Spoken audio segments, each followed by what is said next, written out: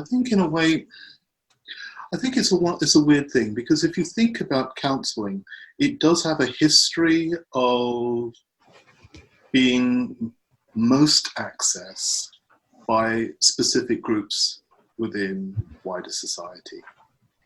There certainly is a history around counselling not being seen as accessible for BAME communities. Yeah. And I think perhaps to a degree, part of the problem is within the field of counselling, and part of the problem is within the communities, and part of the problem is the communication between the two. When we started doing this work,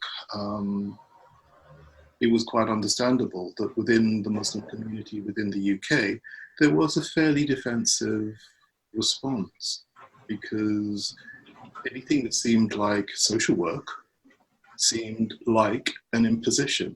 So it was quite understandable that there were a lot of people in our community who thought, hang on a minute, we have our faith, we have ourselves, what more do we need? But I think one of the things that's happened over the years is that the community has grown in its scale, in its self-awareness, in its complexity, in its understanding of its own problems. And there has been, with that, an increasing understanding of the fact that psychological well-being is psychological well-being, and it should be something which is within us as a community. It should be a standard factor within the Muslim community. And where there isn't a standard factor within the community, there needs to be something done in order to facilitate it.